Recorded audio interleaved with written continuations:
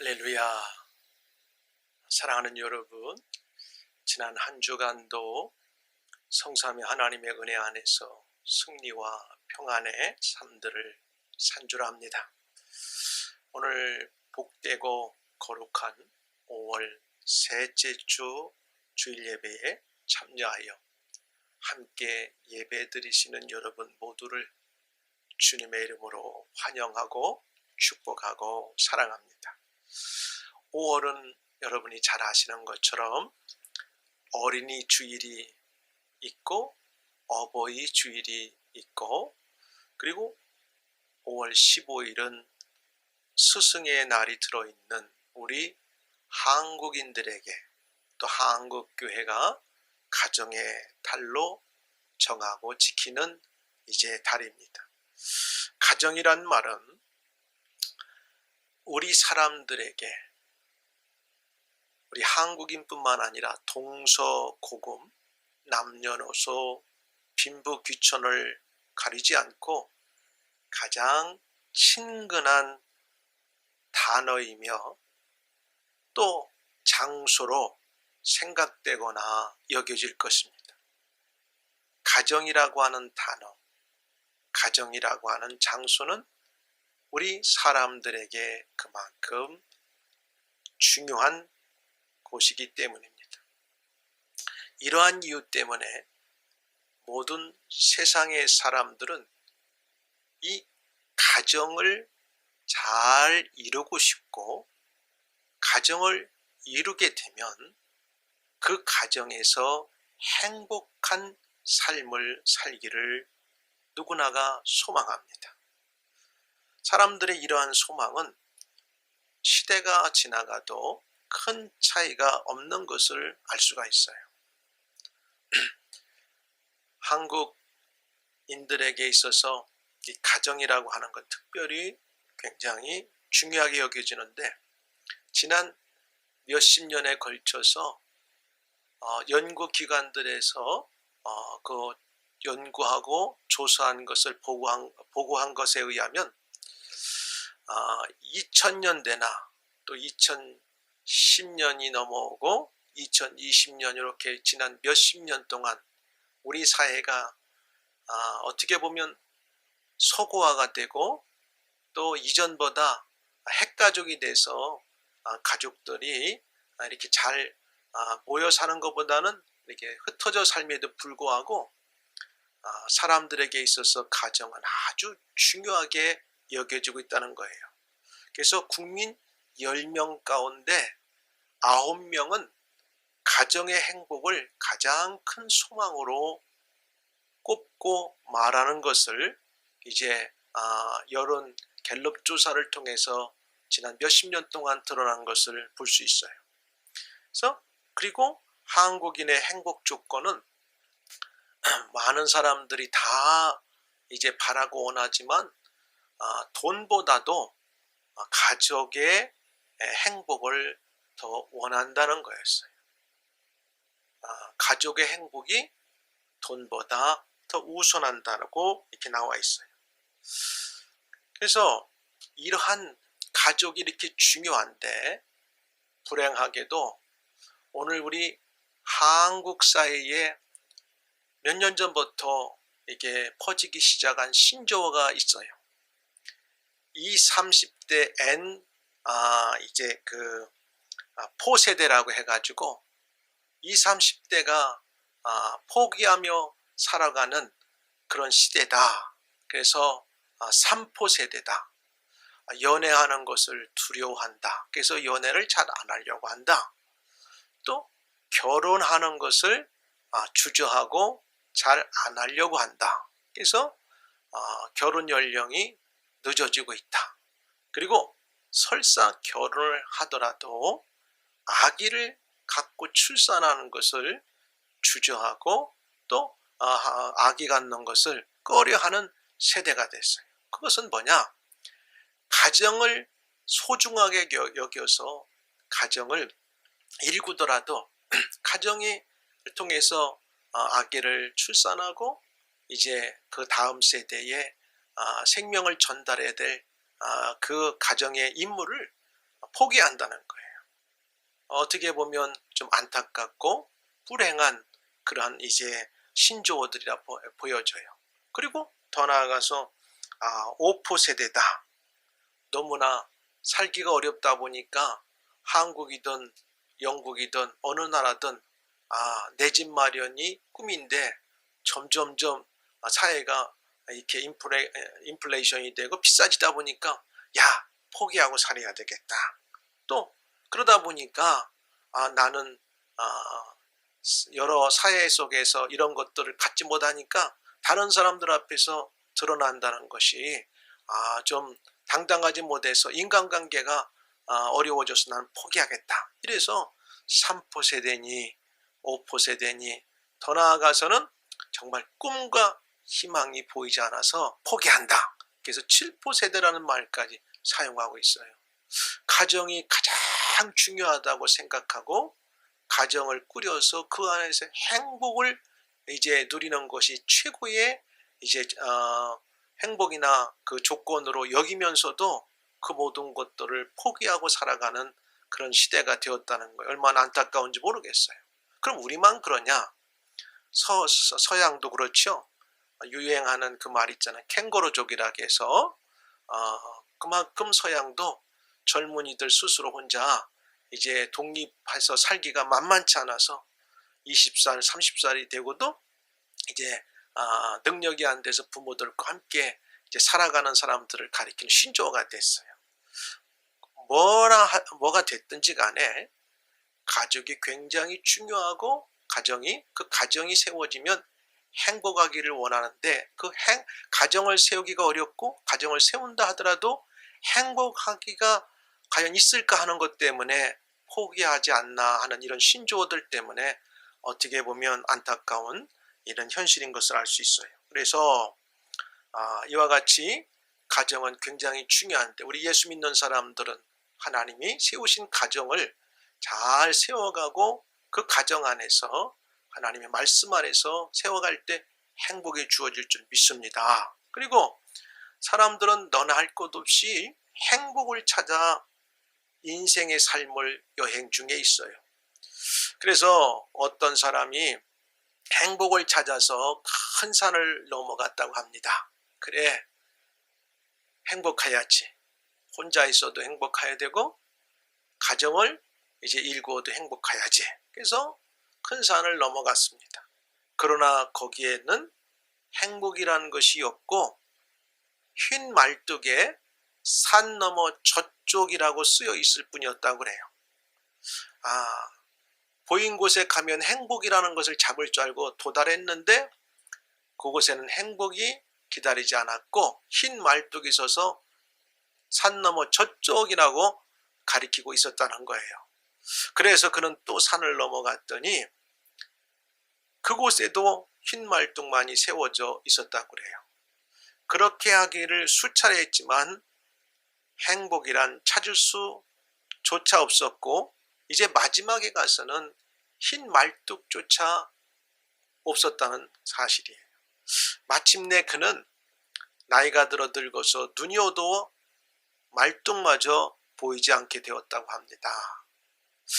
이런 이제 배경을 근거로 독일의 시인이었던 칼 헤르만 부세라는 사람이 Over the Mountains라고 하는 시를 썼지 않습니까? 칼 부세라는 사람이 산 너머 저쪽 그렇게 썼어요. 그 사람이 뭐라고 시를 썼냐면 이렇게 썼어요. 산 너머 저쪽 하늘 멀리 행복이 있다고 사람들이 말들 하건만 남 따라 행복을 찾았다가 눈물만 머금고 돌아왔네. 산 너머 저쪽 하늘 멀리 행복이 있다고 말들 하건만. 사람 말 듣고 행복을 찾아 아무리 돌아다녀도 그 세상에서는 행복을 찾을 수 없다는 말이죠. 그럼에도 불구하고 오늘도 저와 여러분 우리들을 포함한 세상의 모든 사람들은 행복을 꿈꾸며 행복을 찾아 살아가고 있다고 해도 과언이 아닙니다. 오늘보다는 내일 더 행복하기를 바라고 기대하고 소망 중에 살아가는 거죠. 나쁜 거 아닙니다. 함께 읽고 본 본문 오늘 잠언 15장 13절 20절 말씀을 중심으로 그래서 행복한 가정은 이라는 제목으로 저는 오늘 말씀을 증거하려고 합니다. 우리 모두는 가정을 이미도 읽었거나 앞으로 가정을 이제 세우려고 이렇게 꿈을 꾸는 사람들이 있어요. 그리고 가정 안에서 또 세워질 가정 안에서 행복을 꿈꾸고 소망하고 있습니다. 그렇다면 우리 예수 믿는 사람들은 어떠한 가정의 행복을 우리가 기대해야 되고 또 세워가야 될 것인가? 오늘 본문을 통해서 말씀을 증거할 때 오늘 여러분 가운데 하나님의 거룩한 성령님이 함께 하셔서 큰 은혜를 받는, 그래서 그 말씀 붙들고 여러분의 가정을 그렇게 만들어 가시고 또 앞으로 우리 젊은이들도 그런 가정을 세우고 행복을 이제 만들어가는 여러분들이 되기를 주의 이름으로 축원합니다. 첫 번째 보니까요, 특별히 오늘 함께 읽은 그 본문 가운데 그 말에 대한 것은 제가 좀 오늘 하지 않고 바로 16절의 말씀을 보려고 합니다. 자, 16절에 보니까 예수 믿는 사람, 이 땅에 살아가는 사람, 하나님이 창조주요, 그분이 우리 모든 사람들의 이제 생사복을 주장하신다고 이렇게 믿고 살아가는 사람들에게 있어서는 행복한 가정은 어떠해야 되느냐 보니까 믿음의 부요가 있어야 되는 거예요. 믿음이 먼저입니다. 믿음이 뭐라고 말하냐면 16절에 이렇게 말하죠. 가산이 적어도 여호와를 경외하는 것이, 여러분 여호와를 경외하는 가정을 세울 때, 또 여호와를 경외하는 가정 안에서 여러분이 살아갈 때 참 행복을 느끼고 경험하고 하나님께서 허락하신다는 말씀을 기억하시기 바랍니다. 행복한 가정은 믿음의 이제 부요가 있는 가정이에요. 16절에 가산이 적어도 여호와를 경외하는 것이 크게 부하고 번뇌한 것보다 나으니라. 돈이 많아서 번뇌하는 것보다 낫다는 거예요. 가난하지만 여호와를 두려운 마음으로 섬기는 것이 부유하면서도 늘 번민 속에 사는 것보다 낫다. 때로 사람들이 이렇게 이제 말할 수 있겠죠. 나는 부유하지 않고 너무 가난해서 정말 돈이 좀 풍성하게 있고 나면 내가 행복할 것 같다. 이렇게 말할 수도 있을 거예요. 물론 그럴 수도 있겠죠. 그러나 가장 근본적이고 마지막까지 우리 사람들이 이 땅에 살아가는 동안 가정이라고 하는 곳에 행복을 이제 누리고 또 행복이 이제 우리 가운데 있기 위해서는 하나님을 경외하는 믿음의 가정이 되어야 된다는 사실입니다. 하나님 말씀이에요. 하나님 말씀은 분명하게 우리에게 말씀합니다. 부자가 된다고 인생의 근본 문제가 해결된다고 가르치지 않아요.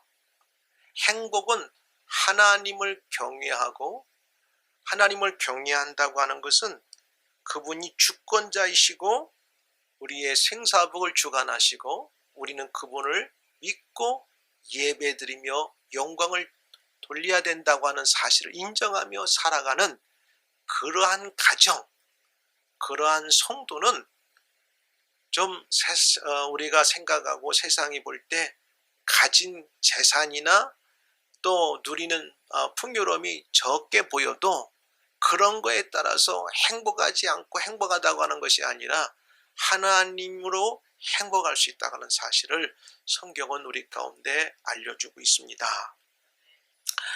돈이 있으면 늘 우리가 많이 들었고 얘기하는 것처럼 좋은 집을 살 수가 있어요. 정말 나이스한 베드룸을 가질 수 있어요.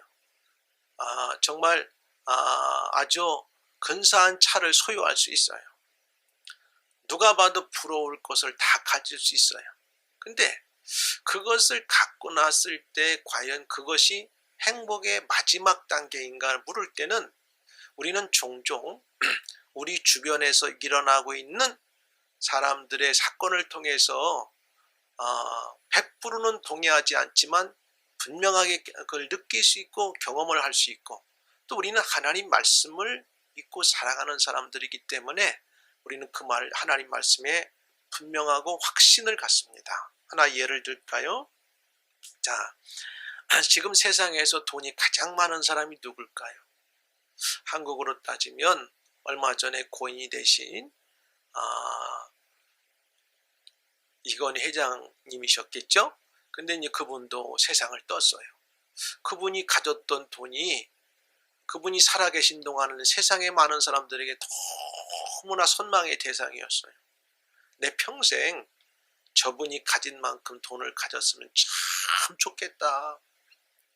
근데 그분 세상을 뜨시기 전까지 몇 년 동안 의사소통도 제대로 할 수 없는 그러한 몸으로 병원에 몇 년을 누워 있다가 세상을 떠났습니다.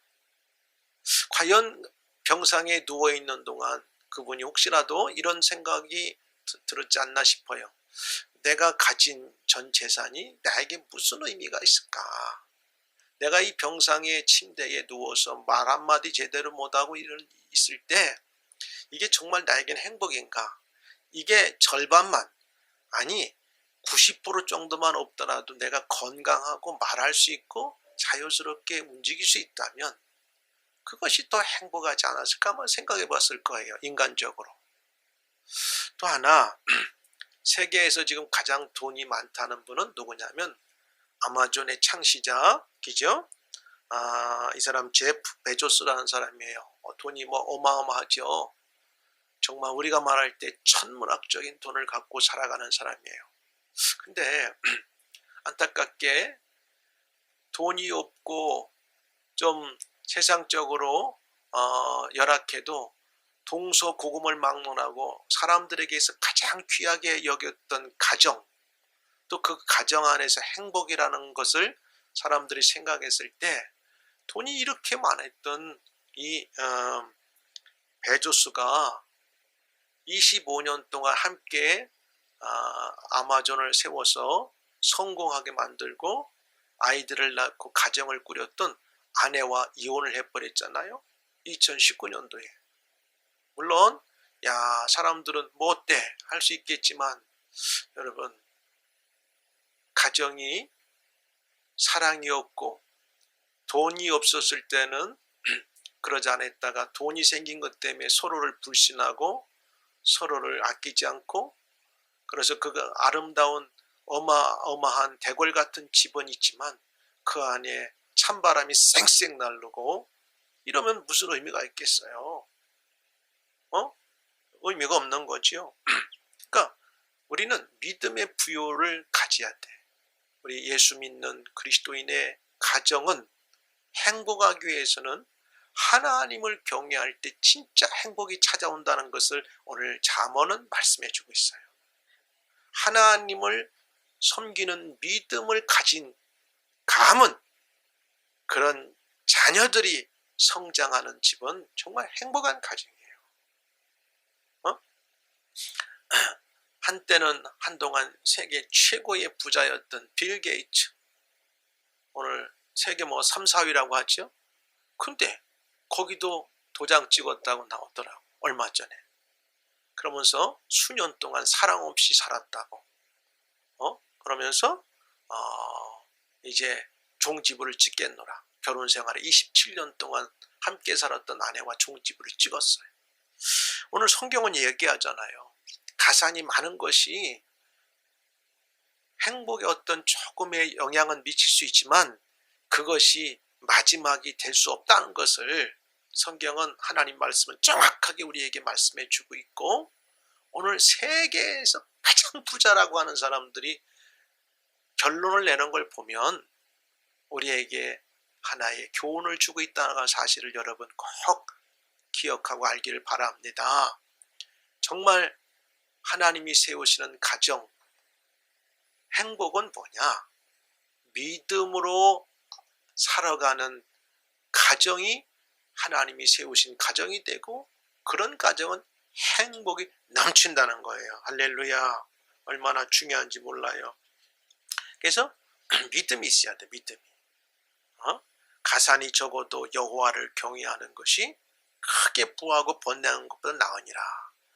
시편 128편에 보면 여호와를 경외하며 그 도에 행하는 자마다 복이 있도다 그랬어요. 하나님은 이렇게 말해요. 세상에 가지고 돈이 많은 사람들을 절대 무시하는 게 아니라, 하나님의 기준에서 보면 인간이 가진 것 가지고 하나님은 돈이 많다, 굉장히 부자다, 이렇게 말하지 않아요. 근데 세상 사람들이 기준으로 볼 때 돈이라고 하는 거, 금은 보석을 갖지 않아도 하나님께 믿음의 큰 부자를 되면 하나님은 칭찬하시고 부유한 자라고 하고 경외하는 자라고 칭찬해 주신다는 말씀입니다. 그래서 나는 우리 런던 예수비전 교회 가족들이, 또 여러분들이 아직은 결혼하지 않았지만 앞으로 결혼할 선남 선녀들이 가정을 세우기를 원하고, 그 가정이 세워지면 행복하기를 원하고, 이미도 세워진 우리 가족들은 행복하기를 더 원한다면 믿음의 부유함을 더 쌓아가는 그런 여러분들이 되기를 주의 이름으로 축복합니다. 그러면 뭐라고 하냐면, 여호와를 경외 믿음으로 하나님을 기쁘시게 하면 뇌가 내 손이 수고한 대로 먹을 것이라. 그럼 되잖아요. 우리가 세상에 벌거벗고 나와서 돌아갈 때도 벌거벗고 돌아가는데, 먹고 마시고 눕고 입을 곳이 있으면 족한 줄로 여기라고 하나님의 말씀은 말합니다. 맞잖아요? 버튼 몸으로 왔고 잠시 이 땅에 어마어마한 물질을 쌓았다 할지라도 다 놓고 가게 돼 있어요. 우리가 사는 날 동안 먹고 마시고 입고 누울 곳이 있다면 우리는 창조주 구원의 하나님을 경외하고, 우리가 사는 날 동안 우리의 믿음을 통해서 그분을 경외할 때 그 사람과 그들이 세운 가정과 그 자손들 위에는 하나님이 행복한 삶을 주신다고 하는 사실을 꼭 믿으시기를 주의 이름으로 축복합니다. 믿음의 풍성함이 있어야 돼. 이런 가정이 복받는 가정이에요. 이처럼 세상에는 여러 종류의 부유함과 가난함이 존재할 수 있어요. 물질, 건강, 그 다음에 남이 갖지 않는 탤런트, 이런 것들이 가지면 부자라고 하잖아요. 그러나 세상에서 제일 귀하고 소중한 부유는 뭐냐? 영적인 풍요로움이에요. 하나님은 영적인 풍요로운 자들을 크게 여기시고 귀하게 여기시고 그들과 그의 가정과 자녀손들에게 복을 주시는 거예요. 복을 주시는 거예요. 굉장히 중요합니다. 자, 가산이 많아야 행복하다고 말하지 않고 있다는 것을 오늘 알아야 돼요. 그 많은 것이 나쁜 게 아니에요. 그 많은 것을 내버리라는 게 아니에요. 그러나 그것이 가정을 세우는데 그 가정의 최고의 행복의 마지막이 아니라고 하는 사실이에요. 하나님을 경외하고 하나님을 믿음으로 섬기는 그 집안이 가정이 행복하다고 하는 사실을 오늘 이 잠언 우리에게 가르치고 지혜를 주는 잠언서는 말씀하고 있다는 사실입니다. 보세요. 누가복음 16장에도 여러분 잘 알고 있는 것처럼 거지 나사로와 부자의 비유가 나오죠. 여러분 이 땅에 사는 날 동안 부자는 먹고 마시고 친구들이 많아 연락할 일이 바빴어요. 하나님을 돌아볼 시간도 없고 섬길 시간도 없었고 경외할 시간도 없었는지 그렇게 살다가 어느 날 죽었어요. 그리고 그 집 문에서 얻어먹으며 몸에 헌대를 앓고 있던 거지 나사로도 죽었는데 그는 아브라함 품에 올려서 낙원에 올라갔고 보니까 이 부자는 지옥에 갔다고 하는 사실을 성경은 아주 생생하게 묘사해 주고 있습니다. 우리의 삶은 이 땅에 사는 것으로 끝이 아니라고 하는 사실 속에서 또 무엇이 행복의 기준인가를 하나님의 말씀 성경은 우리 가운데 보여주고 있습니다. 공간적으로 국경을 넘고 시간적으로 이 세상과 저 세상으로 영원히 통하는 부유는요, 하나님을 경외하는 믿음으로만 가능합니다. 이 땅에 돈이 아무리 많고 누렸다 한들 그것으로 천국 가는 게 아니에요. 알려졌잖아요. 부자와 거지 나사로의 비유를 통해서. 그 영원한 나라에 옮겨지는 것은요, 믿음을 통해 하나님 경외하며 살았던 그러한 행복한 인생을 살았던 개인이나 가정만이 하나님 나라에 들어갈 수 있어요. 믿음만이 심령을 부유하게 만들고 이 부유만이 인간을 참으로 행복하게 만든다는 사실이에요. 왜? 하나님과 교통하기 때문에 그렇습니다. 할렐루야. 두 번째는 정말 행복한 가정은 어떤 가정이냐? 사랑하는 가정이에요. 사랑이 넘쳐야 돼요. 사랑이 17절에 또 나왔잖아요. 여간 채소를 먹으며 서로 사랑하는 것이 살찐 소를 먹으며 서로 미워하는 것보다 나으니라. 참 여러분은 고기를 안 먹고 일주일에 며칠을 지날 수 있나요? 고기를 좋아하는 분들은 고기 며칠 안 먹으면 막 먹고 싶다고 그러잖아요. 중요한 거예요. 근데 그런 살찐 소를 막 맛있게 뜯어서 진해 산미를 먹고 진수성찬을 먹는 것보다도 비록 그렇게 못 먹어도 사랑하면서 채소를 먹는 것이 행복한 가정이고 그것이 하나님이 기뻐하시는 것이라는 것을 오늘 본문은 말씀하고 있습니다. 외국에서 자란 분들은 잘 이해가 안 가겠지만 한국에서 교육을 받는 분들은 그전에는 있었는데 요즘은 있는지 모르겠어요. 두 형제가 있었잖아요. 하나는 놀부 형님, 하나는 동생은 흥부. 근데 놀부 형님은 정말 욕심도 많고 괴짜여서 가진 게 많은데도 정말 어렵게 사는 자기 동생을 돌보지 않아요. 그리고 뭘 얻으러오면 막 때려서 보내고.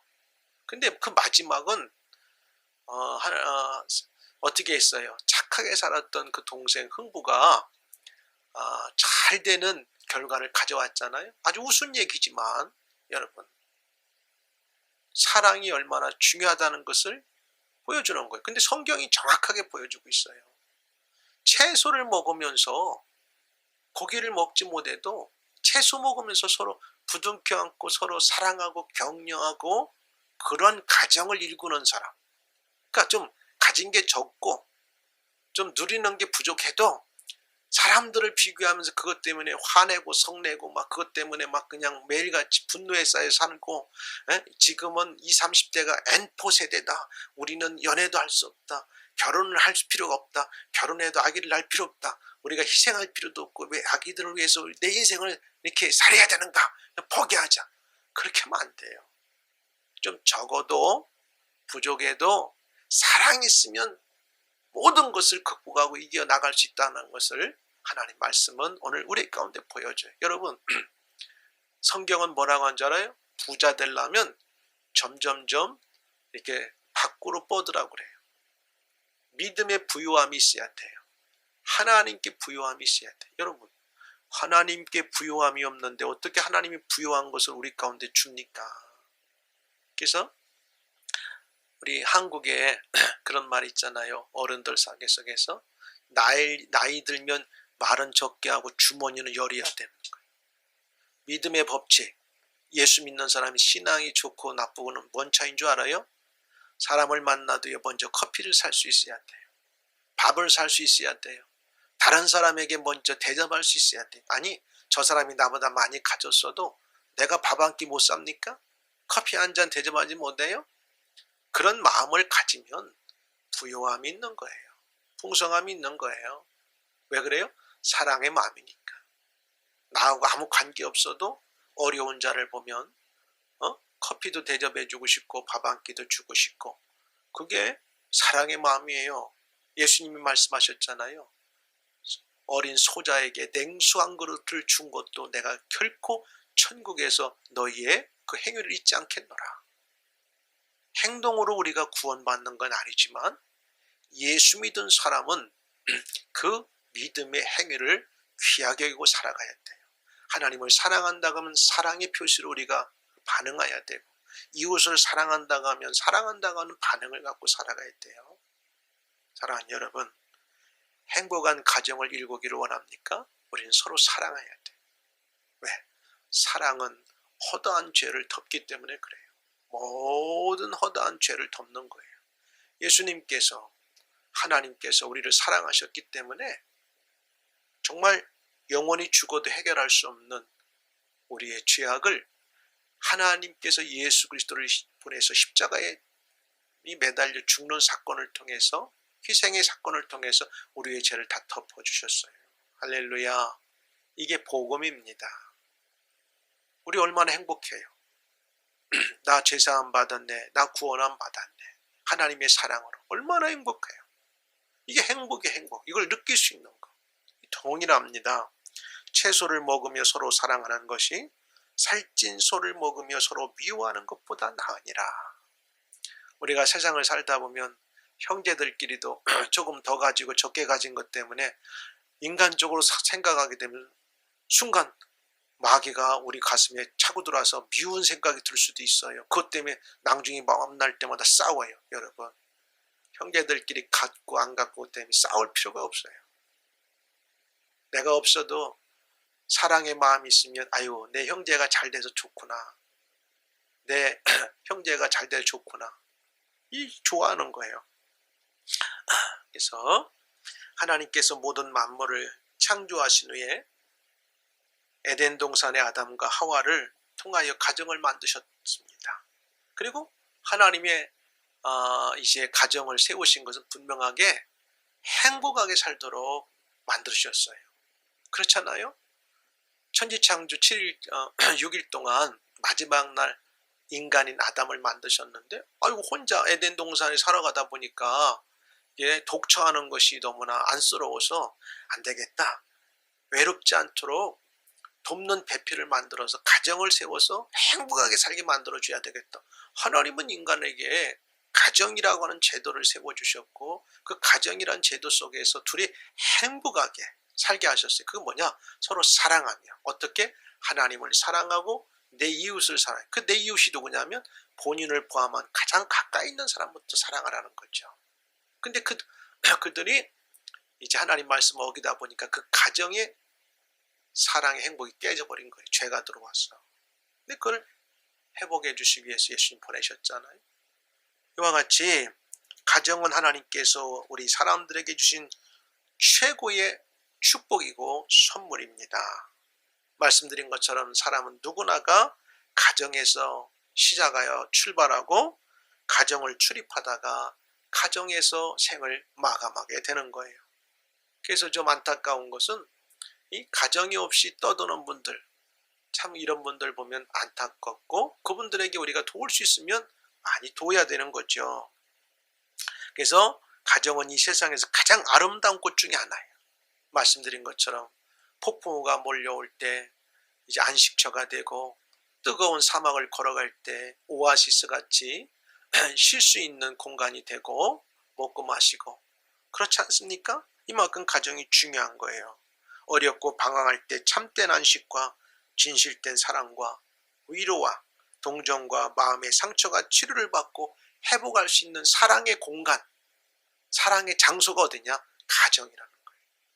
그 사랑이 필요해요. 근데 아무리 세상의 외형적인 것들을 다 누리고 있어도 진짜 그 안에 사랑이 없으면, 우리 한국말로 쓸 때 있지요, 안고 없는 찐빵이라. 참 참 맛있게 생겨가지고 딱 빵을 샀는데 그 안에 맛있는 안고 그 안에 소스가 하나도 없어요. 그럼 무슨 의미가 있겠어요? 사랑이 중요한 거죠. 무엇보다도 열심으로 서로 사랑할지니 사랑은 허다한 죄를 덮느니라. 우리들이 아무리 성공했다 해도 가정을 잃어버리고 가정을 실패하면 그 인생이 마지막 쓸쓸합니다. 가정이 그만큼 중요한 거예요. 그리고 아무리 좋은 것을 가지고 있더라도요, 그 인생은 허전하고 공허하게 되는 거죠. 그 이유 때문에 가정이란 공동체는 그 무엇보다도 중요한데 왜 그래요? 가장 중요한 그 안에 사랑이 있기 때문에 그래요. 부부가 서로 사랑하게 되고 부모와 자식들끼리 서로 사랑하게 되고 형제 자매끼리 서로 사랑하게 되는 거죠. 이건 뭐 세상에 그 무엇으로도 살 수 없는 아주 위대한 것이 되는 거죠. 그래서 가정의 행복은 사랑이 있을 때 행복한 가정이 되어지고 이룰 수 있다는 거예요. 오늘 저와 여러분의 가정이 모두가 행복한 가정이 된 줄 믿습니다. 하나님의 사랑이 존재합니다. 그 사랑받은 여러분들은 부부끼리 서로 사랑합니다. 부모와 자녀들끼리 서로 사랑합니다. 형제자매끼리 서로 사랑합니다. 그리고 우리 믿음의 런던 예수비전교회 공동체는 예수 그리스도 거룩한 보혈의 피로 하나님의 한 자녀들이 됐기 때문에 우리는 사랑의 가족이라는 사실 꼭 잊지 마시기를 주의 이름으로 축복합니다. 부모와 자녀들 간에 형제 자매들끼리 우애가 있어야 돼. 그건 사랑의 사랑. 마지막 세 번째는요, 가정이 행복하기 위해서는 서로 존중해주고 감사해야 돼요. 서로를 존중하고 감사해야 돼요. 예를 들면 남편이 밖에 가서 열심히 일하고 왔는데 벌어오는 돈에 대해서 아내가 감사할 줄도 모르고 도리어 거기에 원망과 불평을 냈으면 그게 오래 가지 못해요. 또 비록 무슨 일을 하더라도 서로를 존중하고 감사하는 게 필요하죠. 행복한 가정은요, 감사가 날마다 넘쳐요. 예수 믿는 사람들은 특별히 감사를 많이 해야 돼요. 감사. 우리가 외국에 살고 있잖아요. 근데 외국에 살다 보니까 많이 쓰는 용어 가운데 하나가 사람 만나면 땡큐라는 말을 많이 씁니다. Thank you very much. 또 두 번째로 많이 쓰는 용어가 있잖아요. 사람들과 뭘 해서 하면 크게 잘못이 없더라도 I'm sorry, pardon me 이렇게 쓰잖아요. 참 멋있어요. 감사합니다. 미안합니다. 죄송합니다. 그랬어요. 그리고 조금만 하면 아주 사랑합니다. 이 말을 많이 써요. 달링이라는 말을 많이 쓰잖아요. 영국 사람들은 나하고 아무 관계 없는데도 아주 잘 쓰는 사람도 있어요. 아주 상대를 사랑하는 그런 표현으로 달링 쓰면서 이렇게 할 때는 듣는 사람의 입장에 굉장히 기분이 좋아요. 참. 그래서 행복한 가정은 어떤 것이 필요하냐 할 때 또 세 번째 감사가 필요합니다. 감사해야 돼요. 모든 것을 다 가졌어도 감사가 사라지면 그때 누가 들어오면 사단 마귀가 들어와요. 사단 마귀가 들으면 그들이 가진 것을 쫙 나누게 만들어요. 서로 미워하게 만들어요. 서로를 그냥 공격하게 만들어요. 그래서 그들이 가진 것이 어느 날 아무 의미 없게 그들에게 파경이 찾아오고 파탄이 찾아오고 깨지기 시작하는 거예요. 그래서 정말 행복한 가정은요, 마지막에 또 감사가 필요해요. 그런 말 있잖아요. I am okay, you are okay, we are okay. 그래서 우리는 예수 그리스도 안에서 저 사람 보니까 이런 부분이 부족하구나. 하나님이 나를 돕는 배필로 세워서 저 사람의 부족함을 나에게 커버하라고 주셨구나. 그래, 나도 부족하고 서로가 부족한데 하나가 돼서 살게 하시니 감사합니다. 이렇게 하는 거예요. 감사가 있어야 돼. 그래서 데살로니가 5장 18절에도 범사에 감사하라 이렇게 나오잖아요. 뭐라고? 이는 그리스도 예수 안에서 너희를 향하신 하나님의 뜻이니라. 하나님이 뜻이라는 거. 아니 하나님, 우리는 늘 기도할 때 이렇게 기도해요. 아버지 하나님의 뜻을 발견하게 하옵소서. 근데 그 뜻만 발견하면 순종하겠다는 거죠. 하나님이 우리 성도들에게 주신 그 명령의 뜻이 있는데 감사. 그리고 시편 50편 23절에도 감사로 제사를 드리는 자가 나 여호와를 영화롭게 하느니라. 할렐루야. 오늘 이 시간 저와 여러분 우리 모두가 감사로 하나님께 영화로운 예배를 드리고 있는 줄 믿습니다.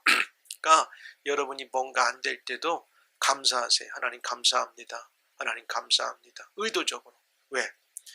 여러분 사단이 씨를 뿌릴 때 모든 사람들에게 모든 장소에 다 뿌릴 수 있는데 감사로 준비하고 있는 밭에는 씨앗을 뿌려도 거기 싹이 나지 않는다는 거예요.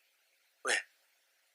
이 사단 마귀는 감사가 없고요, 사랑이 없고요, 그리고 미워하고 증오하고 나쁜 것들을 만들기 위해서 뿌리기 때문에 감사가 있는 곳에는 이 사단 마귀의 씨가 뿌려져도 싹이 나지 않고 존재할 수 없다고 합니다.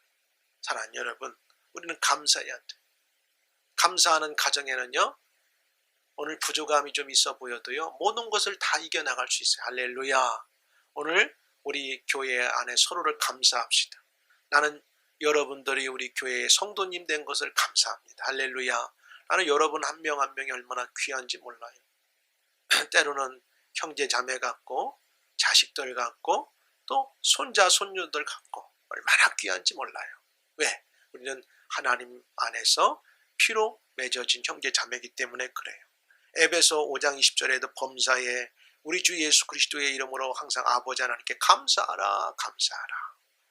또 무엇을 하든지 말이나 일이나 다 주 예수 이름으로 하고 그를 힘입어 하나님 아버지께 감사하라. 행복의 비밀은 감사에 있어요. 아까 말했죠? 땡큐를 많이 하는 사람, 소리를 할 수 있는 사람, 그 다음에 사랑합니다를 할 수 있는 사람은요, 행복을 만드는 사람이에요. 그리고 행복한 가정을 이루고 있는 사람이고, 오늘 이미도 그런 저와 여러분이 됐다면 더 계속할 수 있기를 바라고, 앞으로 가정을 세울 사람들은 꼭 명심해서 믿음의 부유한 가정을 내가 만들어야 되겠다. 사랑이 넘치는 가정을 만들어야 되겠다. 감사가 넘치는 가정이 되어야 되겠다. 그러나 in Christ, 예수 그리스도 안에서. 할렐루야. 이제 오늘 말씀을 맺어갑니다. 나는 우리 가정들이 항상 감사를 통해 풍요로워지기를 바라고, 감사의 마음을 잃지 않기를 바라고, 또 어린아이들을 가르칠 때도 어려서부터 감사하는 것을 가르칠 수 있기를 바랍니다. 그래요? 자, 세상에는 만족이 없잖아요. 백만장자 억만장자가 돼도 만족이 없고, 학자가 되어도 만족할 것 같아도 더 높이 올라가야 돼요. 그 다음에 최고의 명화자가 되어도 그렇고, 이에서 더 얻을 것이 없다고 이제 할 그만큼 높이 올라가도 우리에게는 행복한 것 같아도 그 다음엔 행복이 없다는 거예요. 근데 감사할 때 이 모든 것들을 뛰어넘어서 이제 우리에게 행복이 찾아온다고 말합니다. 그래서 성경이 말하는 행복이란 뭐냐? 가정이 행복하기 위해서는 눈에 보이는 세상에 가진 것들을 적게 가지고 살아도 하나님을 경외하며 믿음의 부유함을 가지고 살아가는 가정인 것을 꼭 기억하시기 바랍니다. 믿음의 부유함만이 우리 모두를 궁극적으로 영원한 하나님 나라 천국으로 인도할 수 있기 때문에 그렇습니다. 행복이 이제 행복한 가정이 되기 위해서는 사랑하며 살아가는 가정이라고 했어요. 그리고 원망 불평보다는 감사가 넘치는 가정이라고 말씀드립니다. 믿음, 사랑, 감사가 부여한 가정에는 이 땅에 살아가면서 천국을 경험하고 살아가는 사람들입니다. 할렐루야. 이미도 그런 것처럼 남은 생에 우리 모두가 이러한 이제 마음을 가지고 결단하고 믿음으로, 사랑으로, 감사로 풍성한 내 인생, 우리 가정, 우리 미래에 세워질 가정을 꿈꾸며 결단하고 한 주간도 승리하며 살기를 주님 축복합니다. 기도하겠습니다. 은혜로우신 아버지 하나님 감사해요. 가정의 달을 맞이해서 정말 하나님이 원하시는 행복한 가정은 어떤 가정일까? 또 우리가 어떤 가정을 살고 있는가? 세워야 될 것인가? 말씀을 통해 들었습니다. 한 주간도 승리하게 하옵소서. 예수님 이름으로 기도합니다. 아멘.